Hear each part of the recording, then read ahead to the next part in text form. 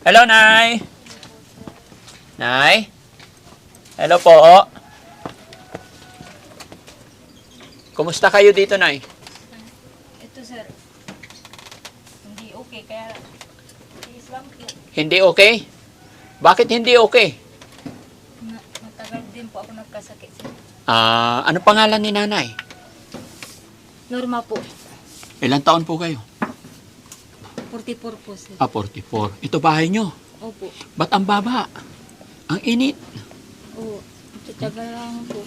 Ha? Tiyaga na lang po. Ito ako nung ko ito, hiningi ko pa po itong mga dingding. Ay, hiningi-hingi mo yung? Dingding po na ito sa atin. Kaya ganito, kaya lang. Pasensya na kayo, Nay, ha? Nangumusta lang po kami. Ako po si Daddy Frankie. Kilala niyo po ba si Daddy Frankie? Oo. Pa- Nagpapalo pa ako sa inyo na marami po ako napapanood. Marami kayo napapanood. Oo. Okay, salamat. Napansin ko lang kasi itong bahay nyo, kaya mangumusta lang ako. Kumusta ang buhay-buhay? Ayos lang po, kahit mahirap kakayanin. May dalawa akong anak. 2 anak. Asawa nyo po? Matagal na pong wala, 16 na taon na hindi na kami nagsama. Ay, Naghiwalay bakit? po kami. Naghiwalay po kami, may babae.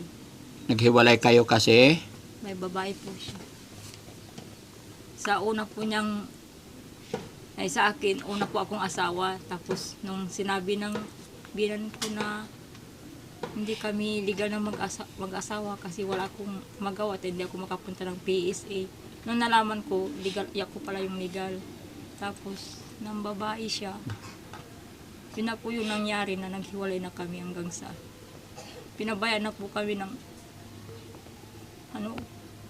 magpipitong buwan doon na hindi kami alos pakain ako nagdiskarte nung nasa Caloocan pa po ako. Hanggang sa napauwi na po ako dito. Humingi ako ng pamasahe sa mga kapatid ko. Hanggang sa napalaki ko po sila ng maayos. Ayun po, medyo sabi ko, tiis lang po kayo na mag-aral para makaahon tayo sa hirap, sabi ko po. Paano mo na pag-aaral yung mga anak mo ngayon? Kahit ano pong trabaho, pinapasok ko, minsan katulong, minsan nagagawa po ako ng bilao. Ilang taon na ba yung anak niyong panganay? 18 na po siya ngayon. Yung pangalawa? Yung pangalawa, 15 po. Sabi mo, ilang taon na kayong hiwalay? 16 years old? 16 na taon po. 16 na taon na Tapos, kayong hiwalay? Oo, magdalawang taon pa lang. So, po ibig yun. sabihin, nung hiniwalayan ka ng asawa mo, 2 taon pa lang yung anak mo. Opo, yung panganay. Buntis po ako nung umuwi. Umuwi ka dito, buntis. Buntis, oo. 2 taon yung isa mong anak, yung panganay, and then buntis ka nung iniwan ka niya. Oo. Ay, napakahirap nun. Sobrang hirap po. Tapos nung hanggang sa pinagbuntis ko, pinanganak ko, nalumpo ako. Yung anak ko, siya yung nag-iigib kahit mag-4 na taon pa lang yung nag-iigib. Inihila niya yung galon. Pero nagtsatsaga po siya kahit lumpo ako. Maaga siyang gumigising, inihilot niya yung mga paa ko para makatayo ako. Bakit ka nalumpo? Dahil po sa pagpapanganak ko doon sa pangalawa. Nung nanganak ka, nalumpo ka. Ilang buwan ka nalumpo? Ano po, matagal po, 4 na buwan, maglilima. Bakit ganun? Ba't ka nalumpo? Naulanan po ako. nung nanganak- Nabinat ka. Oo, nung nanganak ako. Ano sabi ng asawa mo nung... Wala po siyang, pakialam. Kahit nung nagchat-chat kami na humingi kami ng kung wala talaga kami makain.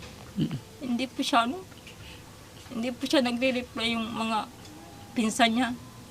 Hindi rin daw nila pwedeng sabihin matapang daw yung yung pangalang asawa niya ngayon. Magagalit daw pag pinaalam na humingi ako ng sustento.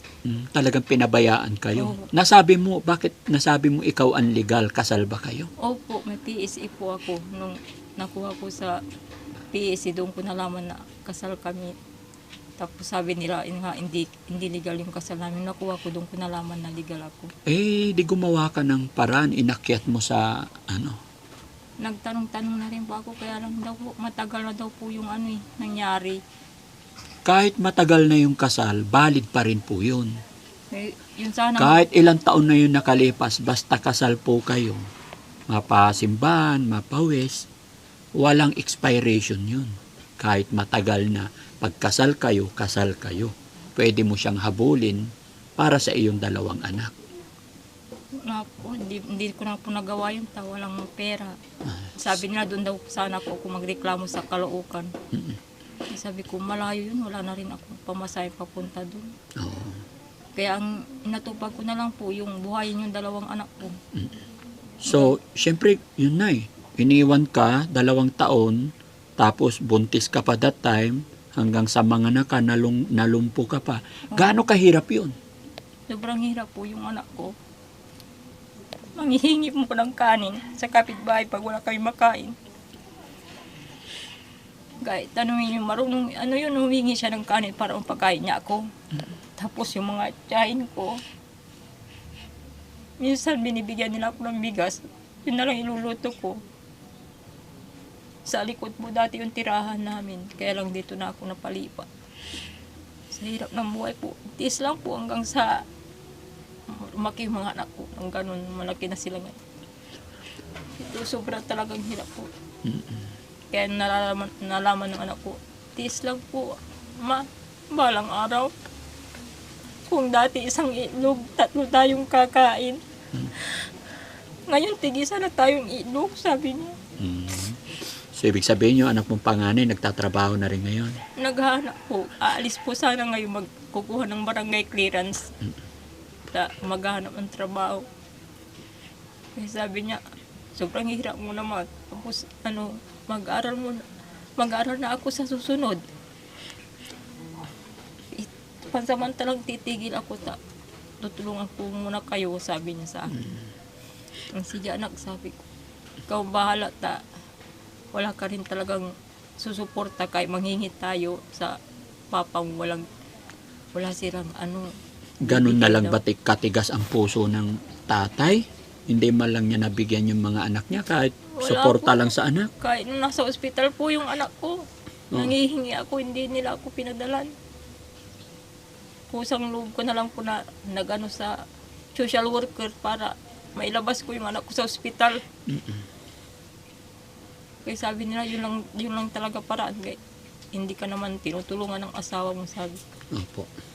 Kaya sabi ko, tiyaga lang anak, may awan Diyos. Yes, tama ka na, no? Ganyan talaga ang pag-aasawa, no? Tiyaga lang na, may awan Diyos.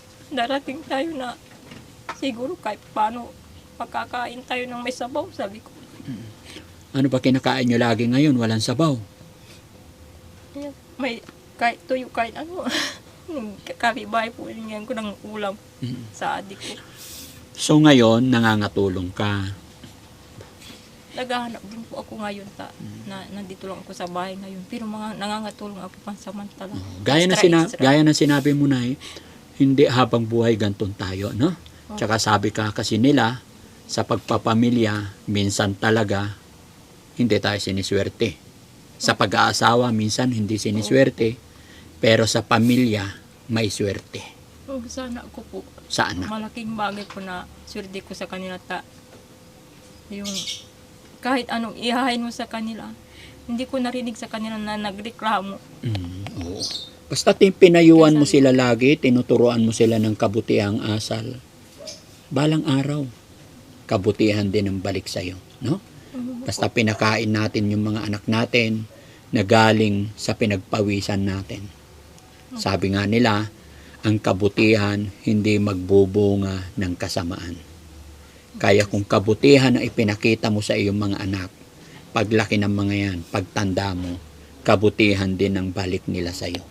Kahit anong hirap, no? Yung palaging pinapanalangin ko, sir. Yes. At saka dun sa asawa mo na gumawa ng hindi kabutihan sa kanyang mga anak, dahil anak niya yon, sigad na lang po ang bahala. Mahirap magsalita, pero lagi lang natin tatandaan, si God po kailanman hindi natutulog. Gaya nga ng sinasabi nila, kung ano ang itinanim, siya rin ang aanihin, no? Opo, sir. Okay. Nay, nakabidyo ako. Mapapanood ito ng asawa mo. Ano ang mensahe mo sa kanya?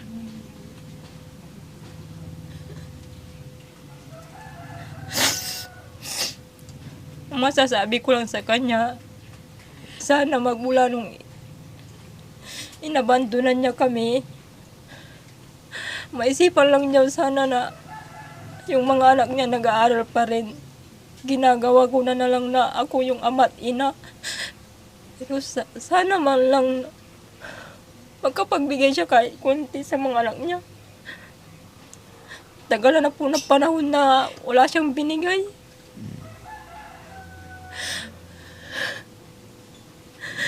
Kahit noon nga sinasaktan niya ako, pero sabi ko, pasa Diyos ko na lang po lahat. Pasa Diyos ko na lang po lahat. Sabi ko, Diyos ko, kayo na pong bahala sa mga problema hindi ko kaya. Lalo na sa asawa ko na hindi nagbibigay. Pero masakit pa rin po minsan yung anak ko. Minsan pag naisip niya, bakit gano'n? Saan magpadala si papa? Wala talaga na. Kahit kontakin ko lahat ng mga pinsan niya, wala siyang pisong duling, wala siyang pinapadala, sabi ko. Kaya sabi ng anak ko, ayaan niyo na lang ma. Diyos na ang bahala sa kanila kung makonsensya si Papa sa ating nararanasan ngayon, sabi po ng anak ko. Mahirap ba tumayo bilang ama't ina? Ang hirap po, sobrang hirap. Naranasan ko po sa paggawa ng bilao, umakyat ng kawayan para manguha lang ng kawayan. Kahit buntis pa po ako noon, umaakyat ako ng kawayan para kumuha lang ng gawin bilao. Kaya sobrang hirap po, lalo nung nalumpo ako, wala kami makain. Walang makain talaga. Po, hingi kami po sa kapitbahay. Kaya yung anak ko, umagang-umaga, dala na yung pinggan, manghihingi po ng makain lang po namin. Gaano kasakit, gaano kahirap makita yung anak natin nanghihingi ng kanin lamig sa kapitbahay? Sobrang sakit po. Tagos po yung nararamdaman ko. Pero ayaw ko na po magtanim ng galit. Pasira sa Diyos ko na lang po. Si Diyos nang balang babalik sa amin ng kung ano yung nararapat sa Kanya. Kaya yung anak ko, sabi ko, yung anak ko, grabe yung paghihirap niya. Hilain niya yung ganun. Magluluto pa yun kahit wala siyang banggatong tag-ulan. Lumpo ako, inihilo niya ako, pero sobra po talaga yung hirap na pinagdaanan namin. Hanggang ngayon po, ganito. Sabi ko, kung dati po yung bahay namin, matutulog na nga lang po kami. Kahit nakatayo ka, mababasa ka. Nabutas-butas yung hiningi ko sa joint ko. Pero ngayon po, nung ganito, ayos na to. Kahit pa paano makatulog tayo, kahit masisilong lang, kahit butas-butas yung hero, sabi. Laban lang, Nay. Oo. Gaya ng aking sinabi, hindi ka man sinuwerte sa iyong pag-aasawa, sa iyong napili, pero may awa ang Diyos. Baka sa anak siswertihin tayo. Tama yung sinabi mo, huwag ka na magtanim ng galit, badkos, mag-focus ka na lang sa anak mo. Malakas ka pa naman, gawin mo ang lahat ng iyong makakaya. May awa ang Diyos. Paulit-ulit ng aking sinasabi, hindi ka po papabayaan ng Panginoon. Darating na lang yung panahon, hindi puro iyak. Pagdating ng tamang panahon, iiyak ka na lang sa tuwa dahil sa biyaya na tatanggap o nakakamit ng mga anak mo. Basta lagi mo lang papayuan yung mga anak mo, kailangan may takot sa Diyos. Hindi po ako makapaniwala na dito po kayo napapanood ko lang po kayo sa cellphone. Yung mga kababayan, mga kabarangay, no? Isang pamilya na napuntahan ng Team Daddy Frankie. Iba't ibang kwento, sari-saring problema. Pero sa kwentong aking laman, tago sa puso. Ramdam ko yung hirap na dinadanas ni nanay, lalo na kanyang mga anak ay napagkaitan ng pagmamahal ng magulang. No?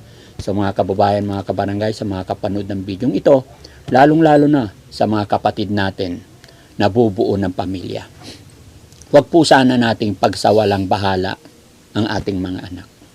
Bigyan sana natin ng halaga ang ating mga anak. Dahil napakahirap maranasan ng mga bata. Gaya ng sinabi ni nanay, umaga pa lang, manghihingi ng kanin ang kanilang anak sa kapitbahay. Gaano nga ba kasakit? Yung ganon. Mabuti na lang malakas ang kapit ni nanay. Hindi sila bumigay at umabot ng 16 na taon na tiis sila ng kanilang padre de pamilya. Nanay, salamat at nakilala ka namin. Salamat. At loobin sana ng Panginoon na sa pamamagitan ng pagcha-charity ng Daddy Frankie ay makatulong kami. Kumusta naman ang bigas natin ay? May bigas tayo. Mayroon pa naman po. Ibigay sa barangay. Ay, binigay ng barangay. Ilang kilo yon? 5 kilo po. 5 kilo. Pati ako na, naiyak sa'yo, Naiyak ako mga kababayan. Pag ikaw laking hirap, mararamdaman mo talaga sa puso. Tagus talaga sa puso. Pagdating sa anak, pamilya ang pinag-uusapan, talagang nakakapanlambot. No? So, Kuya KJ, pahingi isang sakong bigas. Mabigyan natin sila nanay, no? Salamat po, sir. Sa laban lang, nay. Dati nung papanood ko lang po kayo, sabi ko sana makapunta sila dito. Kung sakali man. Kahit bigas lang. Kahit bigas lang. Ito po, dasal ko kagabi lang, dasal ko tapos kanina nung nagliligpit pa ako. Mm-mm. Totoo na pa. Mm. Kaya nakilala ko po isa. Sabi ko, kayo po si ano? Sabi ko, ay hindi po ako, kapatid ko po yun, sabi nila. Mm. Patunay, nay, patunay lang na ang Diyos kailanman hindi natutulog. Gagawa at gagawa siya ng paraan or gagamit siya ng mga bagay-bagay para makaabot or makarating ang tulong sa iyo, no? Kaya walang rason para sumuko, para bumitaw, no? Habang may buhay, may pag-asa. Salamat po, sir. Walang anuman. Ang mga kapatid mo po nasaan? Yung mga kapatid ko, yung po, yung mga ano, ay, mga, Ilang kayo magkakapatid na? balik kami, siya. Ah. Kaya lang, lahat kami, hindi rin nakapagtapos ang ano. Mahirap din ang buhay. Grade 6. Sige, dito. Ay, Kuya Bandam, thank you. Dito, dahan-dahan. Yup! Salamat, Kuya Bandam. Nay, itong bigas na to, pagpasensyaan nyo na po. Sana makatulong. Oo. Ha? Malaking bagay na po ito. Matagal na po namin kakain. Matagal nang kakainin. Oo, kasi 3 lang naman kayo. Oo. Tsaka, syempre, magbibigay din ako pambiling ulam, no? Para, mga kababayan, para meron silang pambiling ulam. Salamat. Thank you, God. Thank you, God. Thank you po, God. Inaasahan mo ba na makakarating ang Team Daddy Frankie dito sa inyo? Iniisip ko lang palagi tapos pag nakapalo pa ako nagtingin, sana mapunta sila dito. So ibig sabihin, Sana pag po. napapanood mo yung mga upload ni Daddy Frankie, Oo. ninanais mo na sana makarating. Oo, makarating sila dito sa amin. Para Anong pakiramdam na nandito na ngayon si Daddy Frankie? Masayang masaya. Masayang masaya. Masayang masaya po. Meron na akong bigas. Mayroon ka ng bigas. Oo. No? Kaya thank you kay Lord, no? Salamat. At ito pa, mayroon akong bilangin natin. 1, 2, 3, 4, 5,000. Salamat po, sir.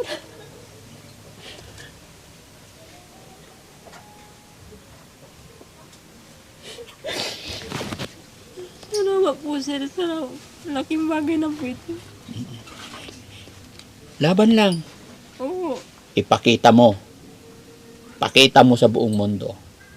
Kahit babae tayo, kaya natin tumayo, magpakatatay, magpakananay. Oo. Proud Palagi ako sa iyo. ko naiisip Ha? pag tinatawag ang magulang ng anak ko. Asan ang tatay mo? Minsan pumasok ang anak ko. Sir, sa totoo lang matagal na pero naikinto ko. Mm. Pumasok anak ko. Mm. Isa lang yung notebook niyang dala kasi wala kaming pambili. Mm. Eh, pag magsusulat siya, ayaw niya ilabas kasi isa lang yung notebook niyang dala. Kahit wala akong papel, papasok ako. Kaya lang yung teacher niya. Pinagalitan siya kasi ba't di daw siya naglalabas ng papel, notebook. Pero hindi niya, doon na lang sinusulat sa notebook hanggang sa kalibas ng 4 na araw. May tinanong yung mga teacher sa kanila. Mm. Ano nyo sa buhay? Yung mga hiling nyo sa buhay kung sakali. ano yung pagkukulang sa buhay nyo na nangyayari. Mm. Yung mga iba sabi niya walang baon. Yung iba sabi nila walang bigas. Pero yung anak ko, ako po, yung pagkukulang sa buhay ko po. Wala akong ama. Hindi ko naranasan may ama. Sabi na anak ko. Yung teacher po naiyak. Tapos pag uwi niya, binigyan pa siya ng bigas. Kaya sabi ko, yun po ang malaking pagkukulang po sa buhay ko na hanggang ngayon, nagkaisip na po ako, wala akong ama, sabi niya. Pero, kaya sabi niya, minsan mo naiinggit ako pag may nakikita kong may ama, kung anong pakiramdam ng may ama, sabi niya. Ako na lang yung ama mo, anak. Oh. Sabi ko sa kanya. Nakakaiyak naman mga Ako na kababayan. lang yung ama mo, anak, ama at ina. Kaya pag umaati ng tatawagin ng ama, ako na lang po yung Ikaw na lang. pupunta. Nakakaawa, no? Nakakaiyak. Oo. Pati ako napapaiyak, no? Asan yung anak mo na yun? Nandyan po. Pwede pa- Sanay ko. Pwede pakitawag. Ano pangalan ng anak mo? Si Drake. Cedric. Pwede natin kausapin si Cedric, mga kababayan. Yung mga ganitong bagay, kailangan palakasin pa natin ang kanilang kalooban, mga kababayan. Pasensya na ngayon, kahit ako, mga kababayan, medyo mababaw ang luha ko.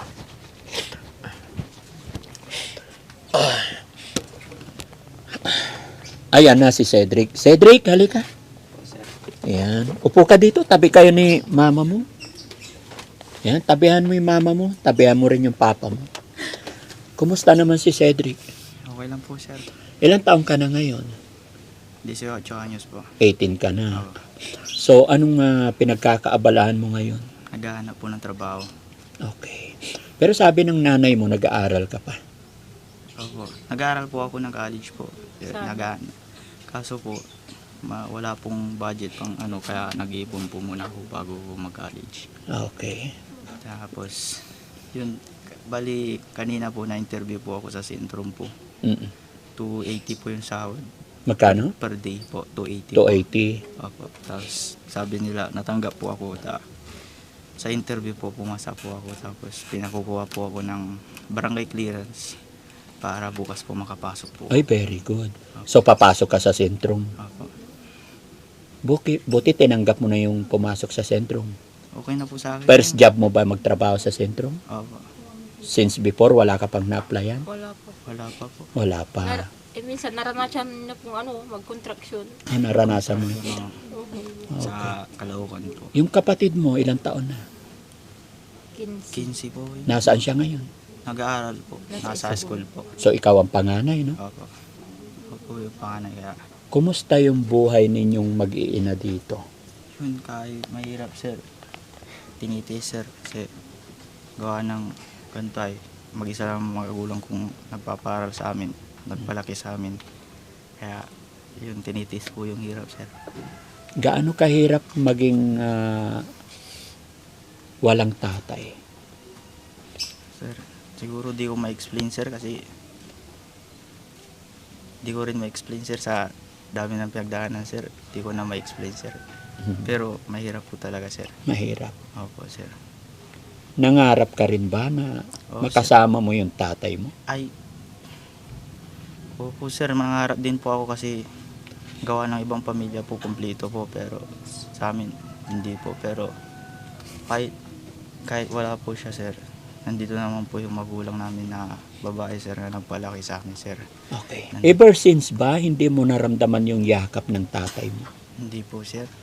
Kasi tanda ko pa po, sir, 2 years old pa lang ako, sir. Tanda ko pa, sir, nung hinabol ako yung tatay ko sa palengke sa Manila, sir, para paluin. Oh. Ngayon may isip ka na, 18 years old ka na, lumaki ka sa hirap, sabi mo, nakita mo yung paghihirap ng iyong ina. Opo, sir. At ayon pa sa iyong nanay, nung maliit ka pa, hihingi ka ng kanin, lamig sa kapitbahay. Opo, sir. Natatandaan mo pa ba yun? Natatandaan ko pa po yun, sir, sa mga lola ko po, lolo ko po. Hihingi po. ka talaga. Opo, sir. Gawa ng ano po, kasi po, halos 1 taon at kalahati po, o halos 2 taon pong nalumpo yung magulang ko, sir. Nung pinanganak po yung isa kong kapatid, nalumpo po yung magulang ko, sir. Kaya, bali ako na lang po talaga yung maasahan ng magulang ko kasi di po sila makalakad. Kaya, sa mga lola, lolo, tito, tita ko po, nanghihingi po ako ng kanin. Para po may pangkain kami sa araw-araw, sir. Pero kung iisipin mo, nangyari 2 taon, halos 2 years na hindi makalakad ang mama mo. Tapos ikaw, 3 years old or 2 years old. Pero hanggang ngayon, nakasurvive pa rin kayo. No? Opo, So, sir. ibig sabihin, never tayong pinabayaan ni God. Opo, sir. Okay? Kasi kahit anong hirap ng kahit anong hirap ng buhay, sir, basta may naniniwala ka kasi kay Kristo, sir. Walang mahirap, sir. Tama. Bali, yun po, araw-araw po, gabi-gabi nagdadasal, sir. Minsan po, sir, napapaisip na lang kami, sir. Pero kahit kailan, sir, hindi kami nagkaroon ng sama ng loob sa Panginoon, sir. Oo. Hindi natin dapat questionin si God. Opo, sir. Ano't ano man ang nangyayari sa buhay natin, mayroon siyang mas magandang dahilan. Kung bakit nangyari yun, sir. Yes. Minsan nag-iisip tayo bakit nawala itong bagay na to. Bakit kulang tayo ng ganito. Ibig sabihin kasi may mas magandang preparasyon si God. May dahilan ba't hindi niya ibinibigay ang isang bagay na ito dahil ito'y hindi nakakabuti sa atin. Opo, sir. May mga bagay na sadyang hinihiling natin pero hindi dumarating dahil alam niyang hindi ikakabuti sa atin. Opo, sir. Tama po, sir. Minsan, binibigyan tayo ng very hard time para pagdating ng panahon na bibigyan niya tayo ng bagay na ganito ay nakahanda tayo. No? Opo, sir. Kaya magpatuloy lang tayo magtiwala kay God. Huwag tayo mawala ng pag-asa. No? Opo, Ngayon may isip ka na, wag kang hihinto. Dahil yun ang susi. Ano? Pwede kang mag-student working. Working student. Ano bang Opo, sir. gusto mong course? Automotive po, sir. Oo, yun, okay yun. No? Hindi mahirap maghanap ng trabaho. Tsaka, basta, lagi mo lang sasamahan ng panalangin, diskarte, Tiyaga. sipag. Opo, sir. Okay? Ngayon, mapapanood ng tatay mo to na inabandon na niya kayo nung maliliit pa kayo. Ano naman ang mensahe mo sa kanya na ngayong malaki ka na? Kung sakasakaling makita ko po siya, bibigay ko pa rin po yung galang ko sa kanya kasi bilang po tatay ko siya. Pero po, sasabihin ko lang po na kahit wala po siya, kinaya po namin tumayo kasama magulang namin babae. Yun lang po, sir, kasi wala akong bibigay ko lang talaga yung galang ko sa kanya bilang magulang na lalaki, sir. Kasi tatay ko pa rin po siya kahit anong mangyari, sir. Napakabait mo. No? Kung iba-ibang bata na yan, magtatanim na ng galit, no? Pero tama yan. Mag-pray ka lang. Opo, sir. Tanawin pa rin natin bilang tatay. Kahit sabihin natin hindi siya nagpakatatay. Opo, sir. Ano't ano man, si God na lang. Basta tayo, laging mabuting tao. Ano? Opo, sir. Ano naman ang mensahe mo sa nanay mo? Mula noon hanggang ngayon, di niya kayo pinabaya magkapatid. Sana sa araw na mag-successful ako sa pangarap ko, nandyan pa rin kayo para makita na umasabi na, "Nak, ikaw na yan. Sana pagpatuloy mo yan. At huwag mong gawin sa pamilya mo ginawa ng tatay mo sa inyo, sa atin." Na sana nandyan pa rin sila para makita na umasabi na yan yung anak ko na pinalaki ko. Sana sa araw na yun, nandyan pa rin po sila para makita at masuklian ko lahat ng ginawa nilang paghihirap sa amin. Kasi sa bawat oras, sir, na nakikita ko sila naghihirap, sir, tinanim ko talaga sa utak ko, sir. Pinangako ko sa sarili ko na balang araw may iahon ko rin ang magulang ko sa paghihirap. Na kahit basta mag-successful ako sa buhay, sir, kahit ano ko yung kapatid ko, kahit mapag-aral ko na lang po para pumasok. Walang imposible. Mag-pray ka lang. Ha? Po, sir. Bilib ako sa'yo. Saludo ako sa'yo. Ang pangalan mo ulit? Lloyd Cedric po. Cedric. Ha? Opo. Laban lang. Lalaki tayo. Opo, sir. Ha? Ako si Daddy Frankie. Kilala mo ako. Opo, kilala ko po kayo, sir. Sana loobin ng Panginoon na makatulong pa si Daddy Frankie. No? Ano naman ang Cedric, i-upload namin to sa YouTube tsaka Facebook. Talagang mga kababayan, napahanga ako sa pamilyang ito, lalong-lalo na kay Nanay tsaka kay Cedric. Tagos sa puso, sakit sa dibdib yung pinagdaanan nila. Kita nyo naman sa bahay pa lang talagang napakaliit pero masaya na daw sila. Ang importante, magkakasama sila. Cedric, sana loobin ng Panginoon na mas makatulong pa si Daddy Frankie. At wag kang tumigil mangarap. Ha? Sana wag kang sasama-sama sa mga bad Influence po. influence. Ang barkada, nandyan lang lagi. Pero pipiliin mo yung barkada mo, ha? Na kung nakita mong hindi maganda, lumayo ka, dumistansya ka. Tapos lagi kang mag-pray kay God. No? Ikaw ang panganay, gabayan mo rin ang nanay mo para makita pa nila yung panalangin mo na makita yung tagumpay mo. No? Alam ko, malayo mararating mo. Dahil alam ko isa kang batang may takot sa Diyos. Salamat po, Ang sir. mga taong naniniwala kay God ay laging pinagpapala. No? Opo, sir. Okay. So, ayan mga kababayan, medyo nawawalan po ako ng masabi dahil sobrang naawa ako sa pinagdaan ng sitwasyon at natatouch ako sa kabutihang puso nila kahit sila'y napagdamutan ng magkaroon ng isang ama. No? At mga kababayan, sana makakabalik pa si Daddy Frankie dito. At sa mga makakapanood ng bidyong ito, sa mga may mabubuting kalooban mga kababayan, sana matulungan natin si Cedric na makapag-aral. Ayon sa kanya, dahil sa kawalan, kahirapan, magtatrabaho na lang daw po siya at nakapag-apply siya kahapon, bukas magsisimula na siya. 280 daw per day. Pero gusto ko po sana na mga pag-aral si Cedric. No? Cedric, may maraming mga kapanood nito. Anong mensahe mo sa mga kababayan natin? Sa mga gustong tumulong po, sir, maraming salamat po. Sana po marami pa po kayong matulungan gaya namin po. Okay. Si Nanay, umiiyak si Nanay. Nay, ano masasabi ni Nanay? Sir, ngayon ko lang po narinig na nagsalita ng seryoso yung anak ko, sir. Sa araw-araw nakakasama ko, sir, pero ngayon ko lang siya narinig na nagsalita, sir, tungkol sa ama niya. Na hindi siya nagtanim ng galit. Opo. Tama yun. No? Sa lahat mo nung nakakapanood. Ang video pong ito, sinasabi ko po na sana po makonsensya naman yung papa niya kahit minsan. Ngayon malaki na yung anak niya. Pero nakita niya na hindi nagtanim ng galit. Maraming salamat po, sir. Napakabuti niyo po. Mabuti ang Panginoon. No? Salamat Kasangkapan po sa lang ako ng Panginoon. ating Panginoon. Salamat po, God. Salamat po. Amen. No? Laban lang. Opo, sir. Pati ako umiiyak eh. Hindi ko akalain po na makikita ko pa. Sige, no? Babalik ako dito. No? Sana mabalik tayo rito. No? Salamat po, sir. Walang ano man. Maliit na bagay po, sana makatulong. Kung ano yung pangangailangan ninyo. No? Ingatan natin yung sarili natin. Opo, sir. Ayan mga kababayan, mga kabarangay, maraming salamat po sa inyong lahat. Nawa po ay naging magandang halimbawa. Kaya po kami gumagawa ng mga bidyong ganito mga kababayan para hindi na po pamarisan. No? Para maging magandang ehemplo sa atin lahat. Magandang gabi po sa inyong lahat mga kababayan. God bless po sa atin. Thank you po.